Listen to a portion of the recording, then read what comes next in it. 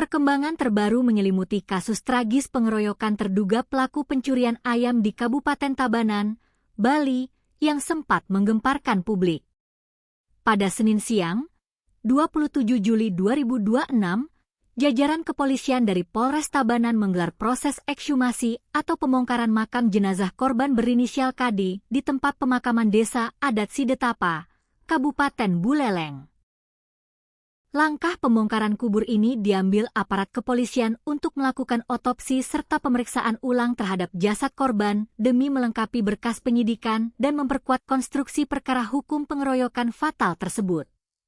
Kapolres Tabanan, AKBP I Putu Bayupati, menegaskan bahwa tindakan medis forensik ini sangat krusial dalam pembuktian tindak pidana di pengadilan.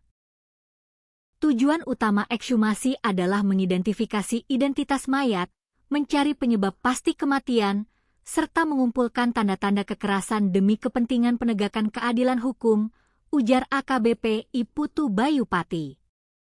Peristiwa berdarah ini bermula pada Jumat dini hari, 24 Juli 2026, di Banjarjuk Legi, Desa Batunya, Kecamatan Baturiti, Tabanan. Korban KD tewas mengenaskan setelah diamuk massa akibat diduga hendak mencuri ayam aduan milik warga setempat. Meninggalnya KD menyisakan penderitaan yang teramat dalam bagi keluarga yang ditinggalkan.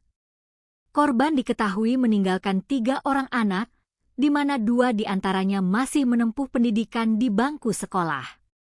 Kisah duka ini makin mengiris hati publik setelah sebuah rekaman video memperlihatkan momen memilukan saat prosesi pemakaman KD di Sidetapa viral di media sosial. Dalam video tersebut, putri bungsu almarhum yang masih duduk di bangku kelas 1 sekolah dasar tampak menangis histeris meratapi kepergian sang ayah untuk selama-lamanya. Upaya kerja keras tim penyidik Satreskrim Polres Tabanan mulai membuahkan hasil signifikan. Hingga saat ini, polisi secara resmi telah menetapkan sebanyak 5 orang warga sebagai tersangka utama dalam aksi pengeroyokan brutal tersebut. AKBP I Putu Bayupati menjelaskan bahwa penetapan kelima tersangka ini dilakukan setelah penyidik menginterogasi maraton sejumlah saksi di TKP serta menganalisis rekaman kamera pengawas atau CCTV di sekitar lokasi kejadian. Kelima tersangka dijerat dengan pasal 261 ayat 1, Yungto ayat 4, Undang-Undang Nomor 1 Tahun 2023 tentang Kitab Undang-Undang Hukum Pidana, KUHP baru, terkait tindak pidana kekerasan bersama-sama di muka umum yang mengakibatkan kematian. Untuk sementara kami fokus pada 5 tersangka yang telah kami tetapkan.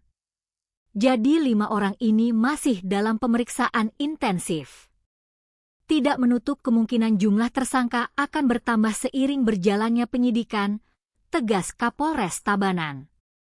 Dari lokasi kejadian, polisi menyita sejumlah barang bukti penting, seperti sebilah pisau, sebuah ketapel, dan batu-batu kecil. Pihak kepolisian juga mengonfirmasi bahwa penanganan kasus ini dipecah menjadi 2 berkas terpisah.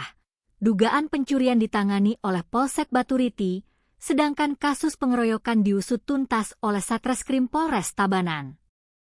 Kapolres Tabanan juga membeberkan detik-detik mengerikan saat anggotanya pertama kali tiba di tempat kejadian perkara pada Jumat dini hari lalu. Ketika polisi sampai, aksi penganiayaan oleh massa sudah selesai meletus. Korban ditemukan dalam keadaan sekarat dengan 3 luka robek di bagian kepala serta sejumlah luka lebam berat di sekujur tubuhnya.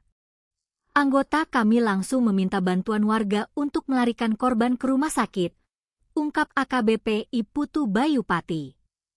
Di sisi lain, maraknya fenomena aksi main hakim sendiri dan penanganan kejahatan di tingkat lokal mendadak mendapat perhatian dan sorotan tajam dari Menteri Hak Asasi Manusia, HAM, Republik Indonesia, Natalius Pigai. Natalius Pigai secara tegas menyayangkan sikap dan kebijakan beberapa kepala daerah yang belakangan kerap membuat sayembara penangkapan pelaku kejahatan tanpa memperhitungkan potensi maraknya vigilantis atau amuk massa di lapangan. Kalau Komnas HAM seperti zaman saya, saya panggil para penguasa yang menentang kemanusiaan dengan mengabaikan proses hukum yang ada. Pungkas Natalius Pigai pada Minggu, 26 Juli 2026. Tragedi pembunuhan terduga pencuri ayam di Baturiti, Tabanan, kini memasuki babak baru yang makin terang benderang. Pembongkaran makam untuk proses otopsi serta penetapan 5 orang tersangka menjadi bukti nyata bahwa aksi main hakim sendiri tidak pernah dibenarkan oleh hukum di Indonesia. Bagaimanapun, hukum harus tetap menjadi panglima tertinggi.